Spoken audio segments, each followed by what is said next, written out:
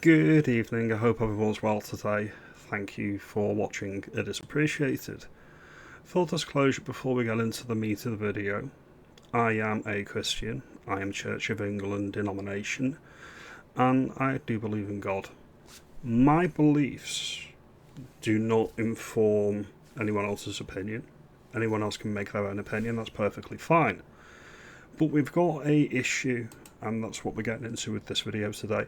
The Supreme Court of the United Kingdom, which is a very, very new invention, and it came into practice in 2009, has decided the way that religious instruction is taught in one of our countries, Northern Ireland, Ulster, is unlawful. Christianity, the faith of the land, is unlawful, and that's what we're going to get into in this video. First of all, unlawful and illegal are different.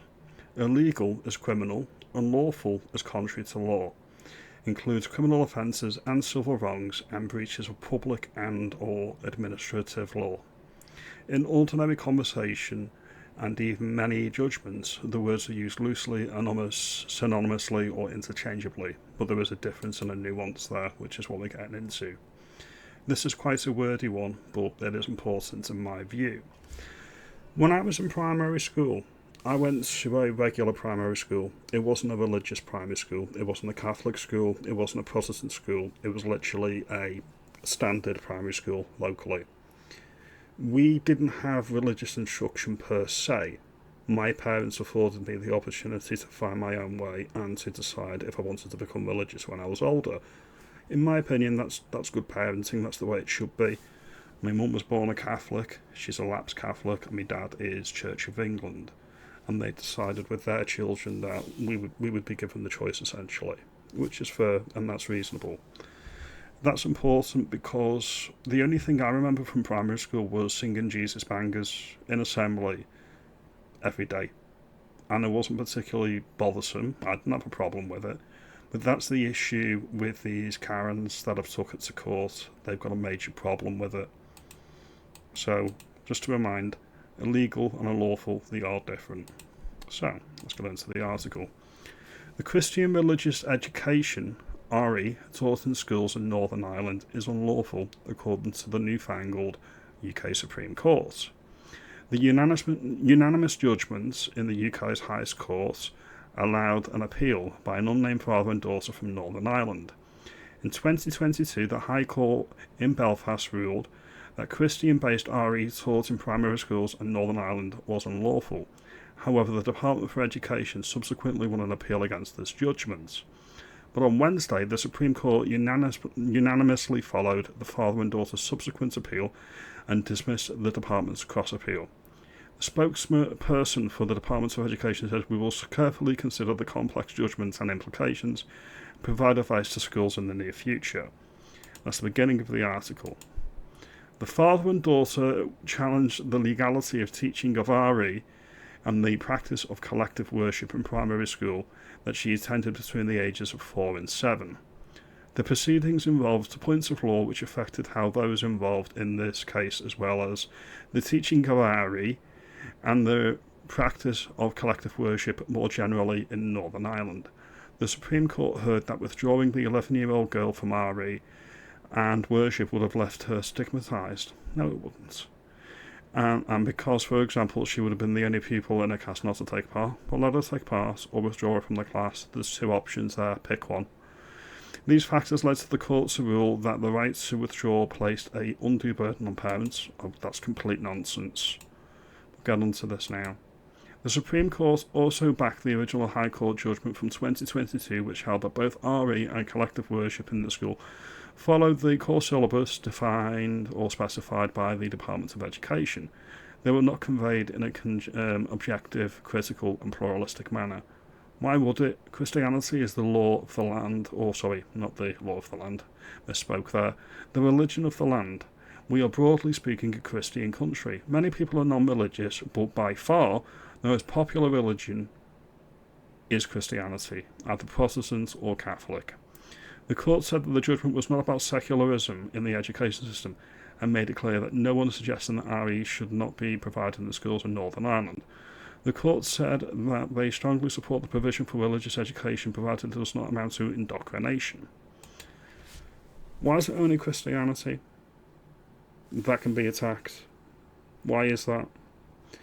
It's because they want to separate the association that people, Britons in the United Kingdom, have with the religion of the country. We have a Protestant religion and tradition in Britain, especially in England. Our king is the supreme governor of the Church of England, and our bishops in the Church of England are legislators. They have seats in the House of Lords. I ask you the question now. If this was a minority religion like the religion of peace, would people be going to the Supreme Court to argue we can be critical of, I don't know, Islam, for example? What happened to the Batley grammar school teacher who drew a picture of a dodgy prophet? He's still in hiding 4 years later. Is this the secular society that the article talks about? Why is it only Christianity that the legislators and the judges and the Karens have a problem with? So we'll continue now. Legal action was taken by the father and daughter who attended the Belfast primary school. The family took the case anonymously. The state-controlled school, which received non-denominational Christian or religious education, took part in Christian worship. However, the parents did not wish to be taught Christianity was an absolute truth. Okay. In 2019, they wrote to the school voicing concerns that it did not conform with their own beliefs. The family asked if inspection mechanisms were in place to ensure that pupils were receiving balanced religious education. The school replied that its religious education was Bible-based and followed the core syllabus for education. The family argued that their rights, which require state providing education to respect the right of parents to ensure such education is conformity with their own religious and philosophical conviction, had been contravened. What do these people do with their lives if they've got time to do this? Do they not have jobs, for God's sake? Pardon. This is ridiculous. This is absolutely ridiculous, but this is where we're at. Dara Macon from Phoenix 4, who acted on behalf of the father and the daughter, said that this decision was a watershed moment for educational rights in this jurisdiction. This jurisdiction made it clear that the state cannot rely on withdrawal mechanisms to justify religious instruction. I don't think it wasn't religious instruction, to be honest. Mr. Mackin continues, schools must not place children in the impossible position of being singled out or stigmatised simply because their families do not share religious worldview embedded in curriculum. It's not just embedded in curriculum, it's embedded in the country, okay? Many people, such as myself, who are practising Christians, don't take the Bible verbatim. They use it as a moral parable to live their lives by and to be good people. This is an indoctrination. This is the canon law of the way that the church, in my view, should be run. It's open to interpretation. Didn't do me any harm growing up, and I decided to become religious later in life. This is just an attack on Christianity, in my view. That's the only outcome I can think of, and this is the only reason it's gone to the Supreme Court, to attack Christianity and to sever the link between the history. It's about severing the cultural links that we have to our ancestral homeland. That's exactly what this is all about. This is what the Supreme Court is saying. It wants all religions on level footing, apart from the religion of peace, which obviously needs to be put on a pedestal way up here. Okay, so we'll continue. Bishop Donald McKeown told BBC News that he's quite sanguine about the ruling and its implications. I think it's not surprising at this stage in our history, he said. Northern Ireland has changed a lot since the core curriculum was put together, and I think it's certainly time for a revision to what we teach and how we teach the core curriculum.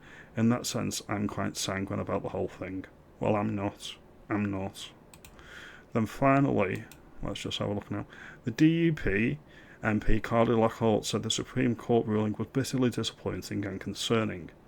I obviously don't want to force religion down anyone's throat, but we do have protections in Northern Ireland. For parental choice, she told the BBC Evening Extra programme. I think parents can remove your children from such lessons. Well, of course, that's the simplest thing. If you've got a problem, leave the lessons. What they're arguing is the way that we do things in the United Kingdom is not the way that these parents want it done. Put them in private school, remove them from the class. Simple as. She said that the ruling will have ramifications for the education in Northern Ireland, I would say for the broader United Kingdom as well, but that her party would not be deterred from promoting and preserving Christian values and teachings in school. The Alliance Party, of course, these dodgy centrists. Alliance Party member Nick Matheson, who chairs the Stormont Education Committee, said, "This is not about stopping religious teachings of RE. This is making sure that the religious education delivered in schools is critical, objective and pluralistic." Will this include Islam? Critical of Islam? Objective teachings of Islam? And pluralistic? Was it specifically the carve-out specifically just for Christianity? This is the issue I've got. It's one of the pillars of the country, the fact that we are a Christian nation. As I say, many people who watch my channel may not be Christian, they may not be any faith at all. However, it's part of the society that we live in, and it needs to be preserved and protected in my view. Tell me, do you think that the attack would be levelled on the religion of peace, or do you think that these parents wouldn't attack the religion of peace because they feel that they would be run out of the country, or they'd have to come into protective custody? All opinions are valid. Your opinion may not be my opinion, but I wanted to give my thoughts on this matter. Like, comment, subscribe, do all that good stuff, and I'll see you in the next video. Have a good day.